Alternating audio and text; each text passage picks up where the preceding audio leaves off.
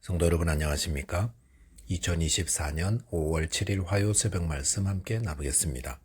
함께 나누실 하나님 말씀은 사도행전 4장 1절에서 12절까지입니다.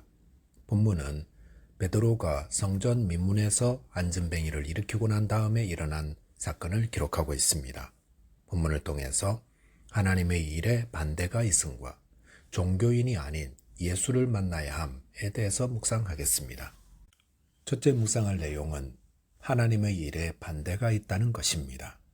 본문 1절과 2절에 보시면 사도들이 백성에게 말할 때에 제사장들과 성전 맡은 자와 사두개인들이 이르러 백성을 가르침과 예수를 들어 죽은 자 가운데서 부활하는 도전함을 싫어하여라고 하였습니다. 본문은 베드로와 요한이 성전 앞에서 구걸하는 나면서 안전뱅이 된 자를 일으켜 세운 기적 후에 일어난 일입니다.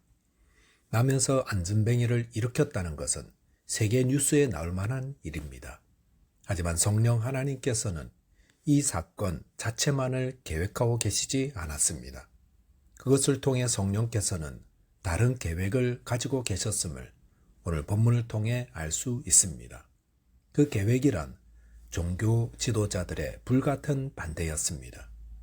그런데 성령께서 복음 전파되는 곳에 불같은 반대를 계획하셨다는 사실은 좀 이해하기 어렵습니다. 단기 선교나 전도하러 갈 때에 우리는 어떻게 기도합니까? 성령께서 복음을 들을 자들을 예비하시고 구원하기로 예비된 자들을 구원하여 달라고 합니다. 틀린 기도도 아니고 또 당연히 그렇게 기도해야 합니다. 그리고 그 기도대로 예비된 영혼을 만나고 그들이 주님께 돌아오는 역사들도 나타납니다. 하지만 그것과 함께 따라오는 것이 있는데 그것은 불같은 시험과 반대와 어려움입니다. 사도들도 복음을 전할 때 그 당시 막강한 힘을 가진 종교 지도자들이 군사력을 동원하여 나타나 사도들을 체포해 갔습니다. 그렇다면 지금 남자 5,000명 정도가 복음을 듣고 주께로 돌아왔는데 복음이 한참 전파되려고 하는데 이렇게 잡아가게 하면 어떻게 된다는 것입니까? 왜 성령께서는 더 복음이 전파되도록 놓아두시지 이런 어려움이 생기도록 허락하시고 계획하시는 것입니까? 이 질문에 대한 답은 8절 이하에 보면 찾을 수 있습니다. 베드로와 요한은 그 다음 날 당시 모든 종교 지도자들이 모인 자리에서 다시 안전뱅이를 일으킨 사건에 대한 설명을 할 기회를 가집니다. 그러면서 베드로는 다시금 이들의 잘못에 대해 지적하고 회개를 촉구하며 예수를 전하는 복음에 대한 설교를 하게 됩니다. 그래서 베드로를 통해 대제사장들과 그곳에 모인 종교 지도자들도 복음을 듣게 된 것입니다. 여기에 하나님의 지혜와 놀라운 섭리가 있음을 발견할 수 있습니다. 하나님께서는 모든 사람들이 예수 그리스도의 복음 듣기를 원하십니다. 그 대상은 오순절날 예루살렘에 모인 경건한 유대인뿐 아니라 성전에 모인 사람들과 나아가 예수님을 죽이는데 직접적으로 모의했던 대제사장들과 당시 종교 지도자들까지 복음을 듣게 하려 했던 것입니다. 그렇다면 이 종교 지도자들에게 복음을 전하려면 어떻게 해야 합니까? 이들이 가만히 앉아서 귀를 기울이고 복음을 들을 수 있는 최선의 자리가 어디이겠습니까? 아이러니하게도 그것은 재판 자리입니다.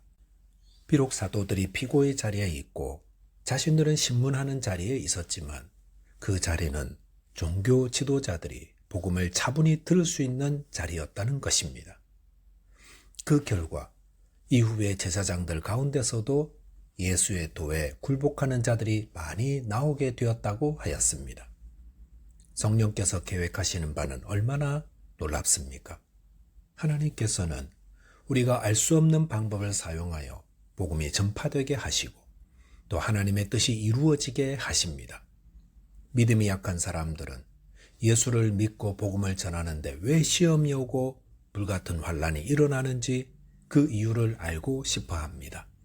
하지만 믿음이 성숙한 사람들은 그 시험과 불같은 환란도 결국 하나님의 뜻을 이루며 복음을 전하는 귀한 도구로 사용하기 위해 존재한다는 것을 의심하지 않습니다. 디모데후서 4장 2절에서는 너는 말씀을 전파하라. 때를 얻든지 못 얻든지 항상 힘쓰라 하였습니다. 저와 여러분께서 어떤 반대 속에서도 복음 전파를 위해 항상 힘쓰는 자 되시기 바라겠습니다. 둘째로 묵상할 내용은 종교 전문가가 아닌 예수를 만난 자가 되어야 한다는 것입니다. 대제사장들과 사두개인들은 베드로와 요한을 체포한 뒤 그 이튿날 공회를 열어 대제사장들과 장로들과 서기관들 모두를 불러 모았습니다. 이렇게 한 이유는 공회에서 사도들의 주장과 가르침을 꺾어보려는 심산이었습니다.